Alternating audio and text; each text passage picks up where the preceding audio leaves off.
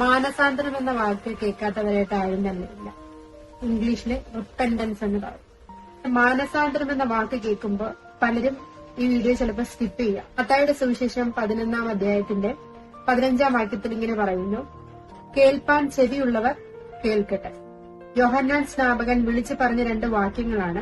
സ്വർഗരാജ്യം സമീപിച്ചിരിക്കാൻ മാനസാന്തരപ്പെടുക, മാനസാന്തരത്തിന് യോഗ്യമായ ഫലം കായ്ക്കും. 2 വാക്കാണ് പറഞ്ഞിരിക്കുന്നത്. സ്വർഗരാജ്യം സമീപിച്ചിരിക്കാൻ മാനസാന്തരപ്പെടുവിൻ, മാനസാന്തരത്തിന് യോഗ്യമായ ഫലം കായ്ക്കും. സ്വർഗരാജ്യത്തിലേക്ക് കയറണമെങ്കിൽ മാനസാന്തരം എന്ന ഫസ്റ്റ് സ്റ്റെപ്പ് നമ്മൾ ചെയ്തിരിക്കണം. മാനസാന്തരം എന്ന് പറയുന്നത് ഒരു മനുഷ്യന്റെ മനസ്സ് മാറ്റുന്ന രീതിയോ അതുമല്ലെങ്കിൽ പാപത്തിൽ നിന്ന് നീതിയിലേക്ക് നടത്തുന്ന ഒരു പ്രവൃത്തിയല്ല.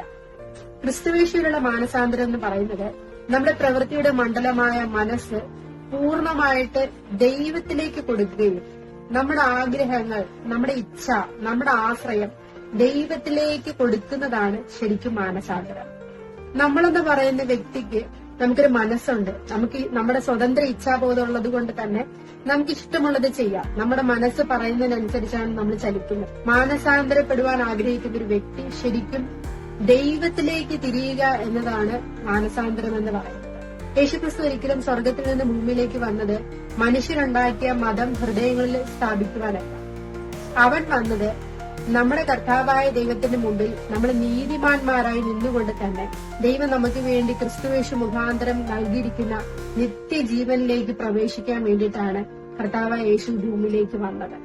യോഹന്നാന്റെ സുവിശേഷം 15-ാമത്തെ അധ്യായം 1 മുതലുള്ള വാക്യത്തിൽ യേശു ഇങ്ങനെയാണ് പറയുന്നത്, ഞാൻ സാക്ഷാൽ മുന്തിരിവള്ളിയും എന്റെ പിതാവ് തോട്ടക്കാരനുമാകും. എന്നിൽ കായ്ക്കാത്ത കൊമ്പൊക്കെയും അവൻ നീക്കിക്കളയും, കായ്ക്കുന്നതൊക്കെയും അധികം ഫലം കായ്ക്കേണ്ടതിന് ചെത്തി വെടിപ്പാക്കും. എന്നിൽ വസിപ്പിൻ, ഞാൻ നിങ്ങളിലും വസിക്കും.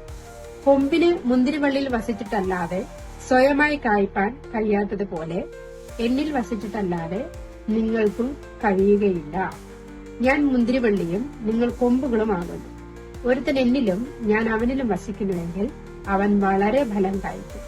എന്നെ പിരിഞ്ഞ് നിങ്ങൾക്കൊന്നും ചെയ്യുവാൻ കഴിയുകയില്ല. 6-ാമത്തെ വാക്യം, എന്നിൽ വസിക്കാത്തവനെ ഒരു കൊമ്പ് പോലെ പുറത്തു കളഞ്ഞിട്ട് അവൻ ഉണങ്ങിപ്പോകുന്നു. ആ വക ചേർത്ത് തീയിലിടുന്നു, അത് വെന്തു പോകും.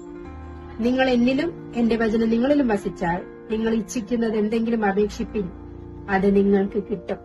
ഫലം കായ്ക്കുവാൻ എന്നുള്ളൊരു ആഗ്രഹത്തോടുകൂടി നമ്മുടെ വീട്ടില് ഒരു ചെടി നടുകയും ചെയ്യുമ്പോൾ അത് വൃക്ഷമായി കാലങ്ങൾ കഴിഞ്ഞിട്ടും അതിൽ നിന്ന് നമുക്ക് വേണ്ട ഫലം കിട്ടുന്നില്ല എന്നുണ്ടെങ്കിൽ നമ്മൾ നിരാശരാകും. നമ്മൾ വീണ്ടും അതിനെ പരിചരിക്കും. നമ്മുടെ പ്രിയപ്പെട്ട എന്നോളം നമ്മൾ സ്നേഹത്തോടെ അതിന് വെള്ളവും കൊടുത്ത് വളവും കൊടുത്ത് വീണ്ടും നമ്മൾ അതിനെ പരിചരിക്കും. ചിലപ്പോൾ വീണ്ടും 1 വർഷമോ 2 വർഷമോ നമ്മൾ കാത്തിരിക്കും. അതിന്റെ സീസൺ ആകുമ്പോൾ നമ്മുടെ വീട്ടിലെ വൃക്ഷം കായ്ക്കുന്നില്ല. നമുക്ക് സങ്കടം വരും. നമ്മൾ ഇത്രയും പരിപാലിച്ചിട്ടും നമ്മൾ ഇത്രയും പോറ്റിയിട്ടും ഇത്രയും നമ്മൾ നോക്കിയിട്ടും നമ്മൾ ആഗ്രഹിച്ചു വെച്ച മരത്തിൽ നിന്ന് നമുക്ക് ഫലം കായ്ക്കാൻ പറ്റുന്നില്ലെങ്കിൽ അതിന്റെ മൂട്ടിലെ കോടാലി കൊണ്ട് പൂർണ്ണമായിട്ട് നമ്മളത് വെട്ടും. ആ മരത്തിന്റെ തടി കൊണ്ട് ചെയ്യുന്നത് അതിനെ ചുട്ടുകളയുക എന്നുള്ളതാണ്.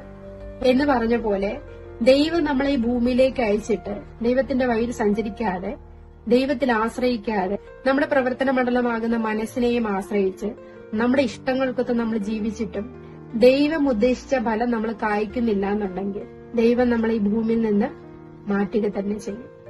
മാറ്റുക മാത്രമല്ല, അവൻ തീയിലിട്ട് കളയുകയാണ് ചെയ്യുന്നത്. യേശു പറയുന്നു, അവൻ മുന്തിരിവള്ളിയാകുന്നു, നമ്മൾ ഓരോരുത്തര് അവന്റെ കൊമ്പുകളാകുന്നു. ഒരു മുന്തിരിവള്ളിയിൽ നിന്നാണ് കൊമ്പുകൾ വരുന്നത് പോലെ യേശു ആകുന്ന മുന്തിരിയിൽ നിന്ന് വരാത്ത എല്ലാ കൊമ്പുകളും തോട്ടക്കാരനായ പിതാവാൻ ദൈവം അതിനെ വെട്ടി തീയിലിട്ട് ചുട്ടുകളയും. ദൈവം നമുക്ക് നൽകിയിരിക്കുന്ന യേശുവിലൂടെ മാത്രമേ നമുക്ക് മാനസാന്തരത്തിനുള്ള ഫലം കായ്ക്കാൻ പറ്റത്തുള്ളൂ.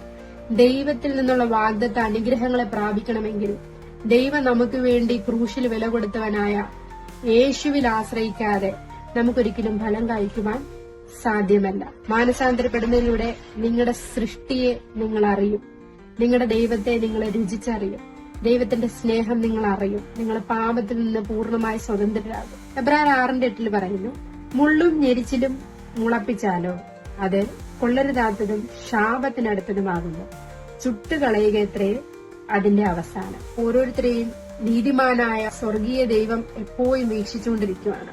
ഭൂമിക്ക് കീഴിലുള്ള എല്ലാത്തിനും ഒരു സമയമുണ്ട്, ഒരു കാലമുണ്ട്. ദൈവം നമുക്ക് ഈ ഭൂമിയിൽ വെച്ചിരിക്കുന്ന ഒരു സമയമുണ്ട്, മാനസാന്തരത്തിന് യോഗ്യമായ ഫലം കായ്പാൻ. ആ സമയം വരെയും ദൈവം നമ്മളെ നോക്കും, നമ്മൾ ഫലം കായ്ക്കുന്നുണ്ടോ ഇല്ലേ എന്നുള്ളത്. ക്രിസ്തുവേശുവിൽ ആശ്രയിച്ചുകൊണ്ട് നമ്മൾ ഫലം കായ്ക്കുന്നില്ല എങ്കിൽ, മാനസാന്തരപ്പെടുന്നില്ല എന്നുണ്ടെങ്കിൽ അവൻ നമ്മൾ വെട്ടി തീയിലിട്ട് കളയുക തന്നെ ചെയ്യും. യേശു ക്രിസ്തുവിന്റെ നാമത്തിൽ നിങ്ങൾ മാനസാന്തരപ്പെട്ട് അവനിൽ പൂർണ്ണമായി ആശ്രയിച്ചാൽ കർത്താവ് യേശു മുഖാന്തരം ദൈവം നമുക്ക് വേണ്ടി വെച്ചിരിക്കുന്ന നിത്യജീവനിലേക്ക് നമുക്ക് ഏവർക്കും കടക്കുവാൻ സാധിക്കും. അതുകൊണ്ട് തന്നെ പ്രിയ മക്കളെ, ഞാൻ നിങ്ങളോടായിട്ട് പറയുന്നു, ഇതുവരെയും മാനസാന്തരപ്പെടാത്തവർ മാനസാന്തരം എന്ന ആദ്യത്തെ സ്വർഗീയ സ്റ്റെപ്പിലേക്ക് നിങ്ങൾ കാൽ വെക്കണമെന്ന് ഞാൻ യേശു ക്രിസ്തുവിന്റെ നാമത്തിൽ നിങ്ങളെ അറിയിക്കുന്നു. ദൈവത്തിന്റെ കൃപ നിങ്ങളുടെ കൂടെ ഉണ്ടാകട്ടെ. God bless you.